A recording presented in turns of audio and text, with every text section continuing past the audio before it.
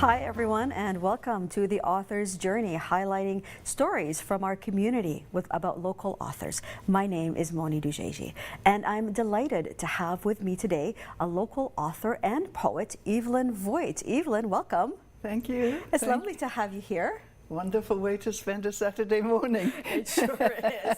Now tell me first, where is that lovely accent of yours from? Well, it's a mixture of East African, German, Canadian, and probably a few others thrown in. Yes. So where did you actually grow up? Because that's I keep saying I never grew up, but I grew tall in Tanzania.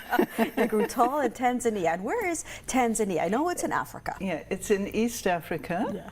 And where I was raised was in a tiny little boony area of Tanzania in the highlands, a sort of a lost little wonderful area that I call the center of the universe, other than Canada. Other than Canada, okay. Canada comes a very close second. Lovely. Yeah. And so this was, what was that area called? Is it just a... The area is Mufindi. Mufindi. And basically it was a collection of tea estates, tea and coffee estates. Oh, so you grew up on a tea estate? Tea and coffee. My parents coffee. planted tea and coffee, yes. Well, I'm sure growing up in a place like that must have made your imagination run wild as a child. It's interesting. I think the influences were that we were in a sort of multi-belief system, because our friends were the Tanzanians, many of whom practiced their own belief system, which was very different in some ways from ours. Do you mean like tribal beliefs? Well, ethnic beliefs, yeah. Okay. And basically, we're getting into an area parallels with Christianity. Okay. They believe in one God who created everything, but they're intermediary with God rather than Jesus for a Christian or Muhammad for a Muslim. Their intermediary with God is their deceased ancestors, because they believe God is busy creating and their ancestors would best understand their day-to-day problems. Oh, how fascinating. That's right. So on the one hand, I was raised in the belief system of spirits, and on the other hand, it was a German household, but we were post-war Tanganyika and sent to a British-type boarding school in Tanganyika. And Tanganyika Tanganyika became Tanzania. Right, exactly, okay. So it was sort of post-war British, and I was the ex-enemy alien. Right, because you were German. Right, you were German expats who were living in Tanzania. Exactly. And so after... I was born enemy alien number 1098 in prison camp. Explain that to me. Okay. So I remember reading about that going, oh my God. So you kind of glossed over that. Not everyone is born in a prison camp. So please, can you tell me a little bit about that story? Well, my parents, as I said, were Germans, and they were farming in what was then Tanganyika. Yeah. Which was a British protectorate. So when war was declared, the Germans were numbered as enemy aliens and sent to internment camp. And they were separated for 4 years and then together for 4 years. Okay. And in the together 4 years, I was born in the camp. So they didn't allow your parents, they only allowed, I guess, visits? Is that what it was? In the 4 years? In the 4 years? No, they were completely separate. The men were in South Africa. Okay. And the women were then sent to Zimbabwe. So I was actually geographically born in Zimbabwe. But the only reason they were there was that Tanganyika didn't have enough prisons, so I was politically born in Tanganyika. My goodness, that's... Sorry, this is getting really off track. Wow, incredible. Do you have any memories of being a child in a prison camp? Not at all, not at all. I was 2.5 by the time we were released, so it was a few years after the war. And no, I don't remember. And we weren't raised in a household of gloom and doom and post-war stuff. Okay. My parents just talked about the funny stuff that happened in the camp, you know, sort of. But if I may pay tribute to my mom. Of course. And the women, they decided to make the camp as normal as possible for their children, because it was women and children under 16 in one camp. And one day it was Mom's turn to take the little kindergarten kids for a walk. Yes. So she led them around the perimeter of the camp, so inside the barbed wire, and they saw a donkey grazing outside. Yeah. One of the little girls burst into tears, and when asked by Mum, "Why are you crying?" she said, "Oh, look at that poor donkey, he's locked up." He's locked up. So the kids didn't realize they were locked up, the little ones. Wow. Yeah. That's a huge tribute to your mother and to all the moms. To all the mums, to all the women. Yeah. Yeah. This reminds me of that movie, the movie with I know the the name. one you mean. It is the title escapes me, but it's about a child The who one, grows up. the in one a, who walked on the chairs at the Oscar to receive that's his the Oscar. one. Exactly, it's the same idea. That is amazing. That idea of you know, your mom and the moms did whatever they could to make this seem so normal. Yeah. So I guess when you left, it just seemed like it was just a continuation of life, just Absolutely. in a different I setting. mean, I was too young to know any different. So. Yeah. And so your friends were children who were also expats, or did you have friends from across we were everyone? completely isolated from expats because we were the only Germans in post-war Tanzania. And so your family decided to stay there. They were one of the few allowed back. It gets complicated, but anti-Nazis were allowed back unless they had tea farms. But the tea farms had been taken over. Right. So if you didn't have a tea farm, a tea estate, Yes. and my parents only went into tea later. Okay. They had coffee at the time. So if you didn't have tea and you were anti-Nazi, you were allowed back. Okay. And they wanted to go back. I mean, they loved their place. Yeah, their home, right? It's That's their right. home, you But know, our friends Yes. were the Tanzanians, the Tanzanian children, because we didn't actually see any, until I went to boarding school, I didn't actually see many white kids. Did you even know that you were white with them? No. Eh? I didn't know I was white, and I didn't know I was German. Well, I sort of knew I was German because at Christmas we were very German. It was a very traditional German Christmas. So that was German. But the rest of the time we were kind of running wild. I love it. I love it. I can just imagine you too. Just running around wild with all the other kids, just playing like as kids would do, right? That's right. That's all you do. Yeah, I mean, children, God bless them, don't know the difference, and I hope we all regain our childhood. And that innocence, right? Well, yeah, to see the humanity and not the exterior. So tell me, did you do a lot of reading as a child? No. Okay. What got you interested in writing then? How did you begin? In fact, I remember the first story. Oh, sorry, I shouldn't say we didn't. We were read to. Okay. Covered the mic. Sorry. We were read to, and it was all German fairy tales. Okay. And my mother always changed the endings because, you know, the Grimm's fairy tales are all rather grim. Yes, they are. So she always changed the ending, which really confused us because the drawings showed people being sort of stuffed full of stones and whatever happened to the wolf and so on. But her story didn't quite match what the drawings were saying. But I remember reading The Famous Five.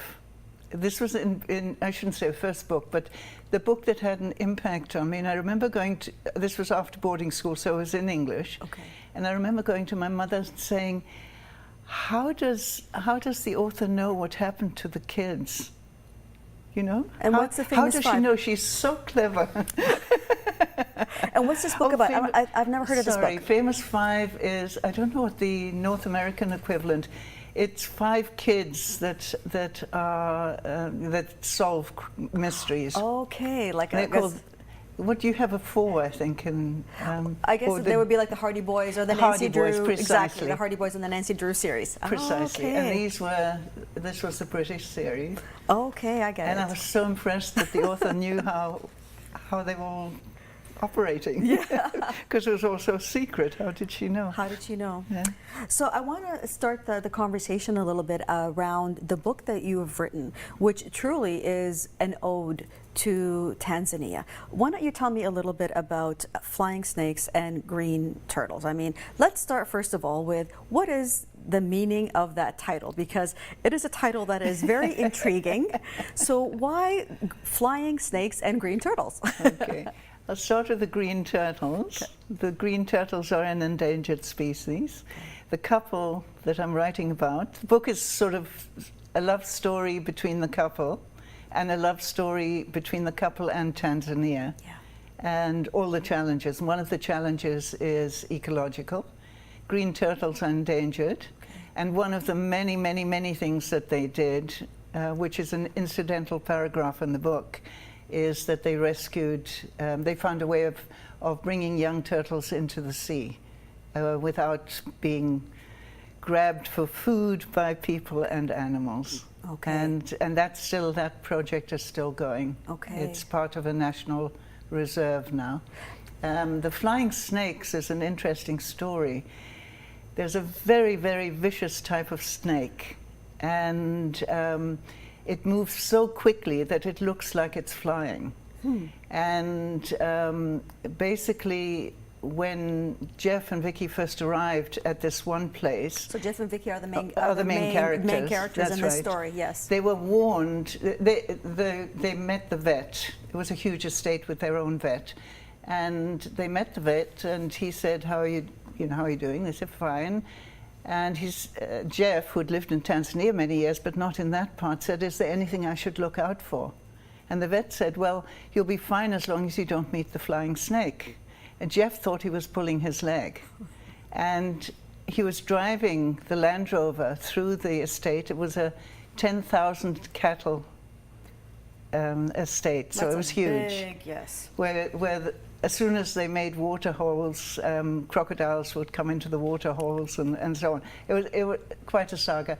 So Jeff is driving along the road, and as usual, he's got the Land Rover windows down, and he's got his arm sort of outside, and he sees one of these snakes on the road. So he quickly puts up the windshield just in time, because the snake basically has flown up against the windshield. Wow, that's incredible. Yeah. And are they poisonous? They're very poisonous. They're deadly. Highly, highly poisonous. That's right. So, have you ever seen one? No. Okay. And live to tell the tale? No, I guess not.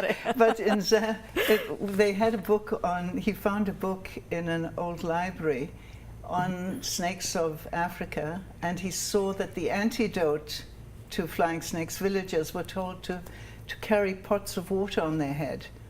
And I guess it's so when the snake flies, it flies against the pot. What a lovely story. That's right. Oh my goodness, that's incredible. Well, I want to continue talking about this book because it's fascinating with so many incredible stories. We do have to go to break right now. Please stay tuned. We'll be back to continue our conversation with Evelyn Voigt.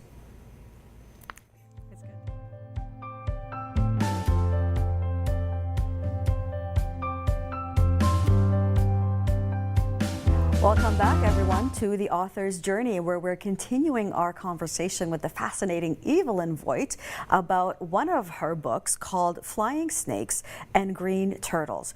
It's an epic story, truly, showing Tanzania through so many different stages. And it's really telling the story through the eyes of two individuals. There are people, actually, that one of the characters, the main characters, are your parents, specifically, and a couple friend that they knew, the Fox family.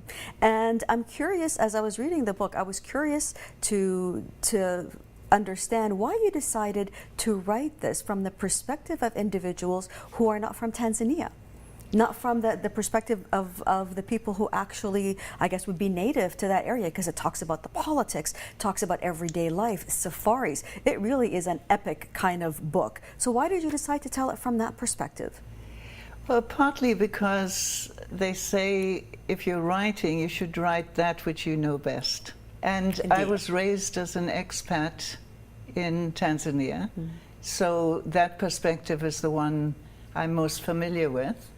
I think part of my motivation was that the expat is often portrayed as simply somebody who doesn't really care about the environment they're living in, that has gone there in an exploitative context. So partly I wanted to I think, bring the expat warts and all, not to, forgive me, whitewash anything. Yes. But at the same time, as I wanted to try and blur that myth a little bit of the exploiter, I also wanted to blur the myth of Africa as being a continent where everybody is the same, everybody is poor, and to highlight the rich history and the complicated history and the amazing achievements of such a country that's one of the poorest countries in the world. Most of it, not most of it, at least a third of it has now been given over to wildlife sanctuaries. And you have this dilemma between the people that are growing food, need the land for growing food, and the animals that need the land to survive. And here's a country for the sake of the world heritage, really. The animals belong to the world.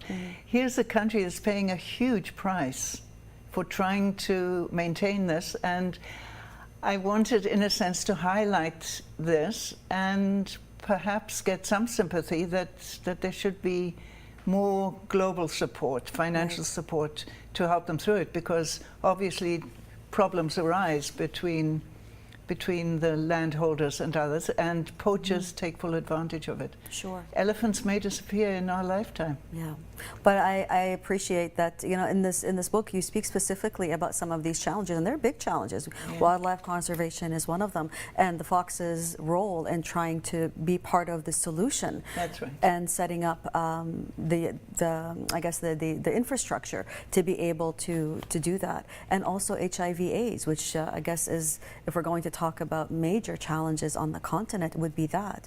And I want you to tell me the story of their work around that, and Felicita, one of the stories that you tell in the book, which is lovely.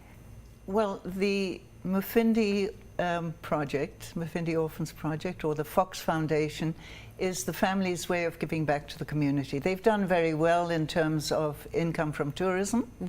They've given a lot, and this is their way of giving to this specific community. I mentioned the center of, sort of second center of the universe, Mufindi. It is within a country that's one of the poorest in Tanzania. It is an area that's one of the poorest in the country, and hardest hit by HIV/AIDS. In the particular area where they're working, it's almost 1 in 3 people have HIV/AIDS. At the time that the Foxes started, nobody would talk about it, because the only thing they gained by talking about it was being ostracized socially. Sure. And there was nothing, no hospital, nothing, no treatment. So most people ignored it. And you imagine this little girl who is raised in a mud hut. Her father dies slowly. She and her mother have to help him. Her mother dies. This girl is small for her age. She doesn't understand why, but she walks to school. It's a very basic school, but all the other children are sort of hostile towards her. And she doesn't understand, but she is sure it has something to do with both her parents dying. And how old is this little girl? At that point, she would have been 5, 6, 7, 8.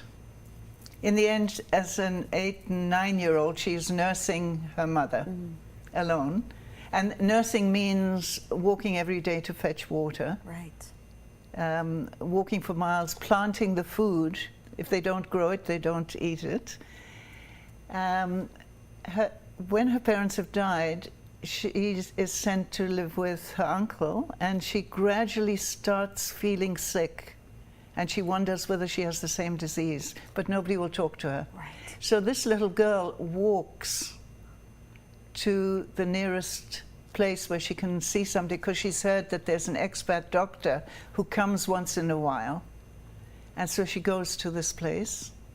And basically the doctor asks who's the next person. In walks this, by then she's about 11, in walks this child, maybe 11 or 12, and the doctor says, where's your guardian? Because usually when people go there, they go together because the news can be pretty drastic. Of course.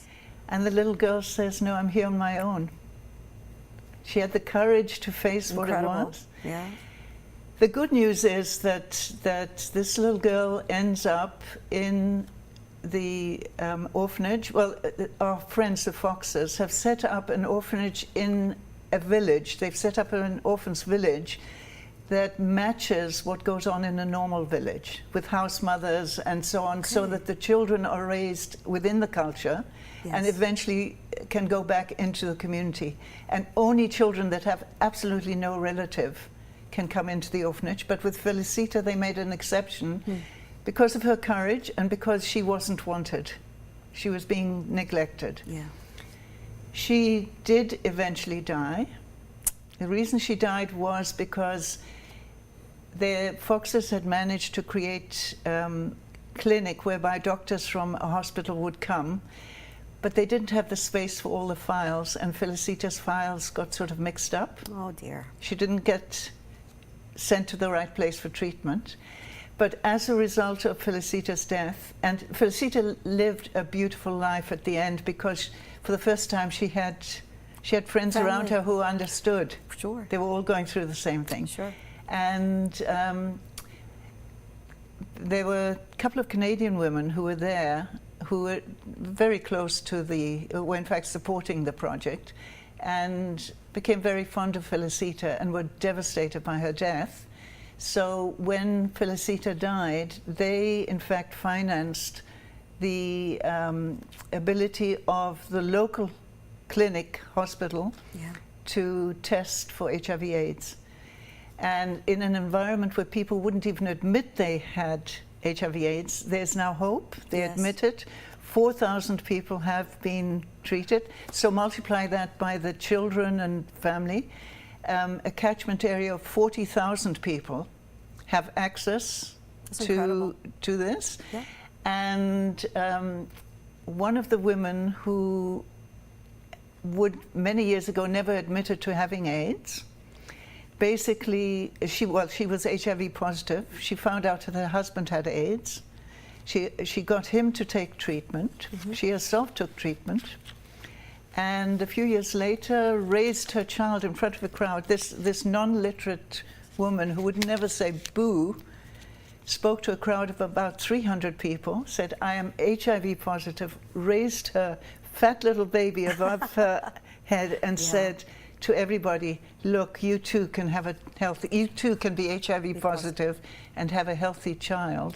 What an incredible if you have story. treatment. So that's what the Foxes have achieved, and they've helped with classrooms and set up clinics, and a lot of it in conjunction with the authorities, so that with the clinic there is somebody paid by the government who will continue the work. It's not just dependent on the Foxes. That's incredible. I mean, this is it's a marvelous book. I mean, as I say, I've read the book, and there's so many incredible stories. There's a love story, there's the adventure, there's the safaris, there's the everyday life, and then there is the incredible work that the Foxes are doing to actually give back to this community, and their work goes on. And so that's beautiful. So their parenting. And finding out that the baby had fallen out of the car when the car overtook them and said, is that your baby on the road? Exactly. That's so funny.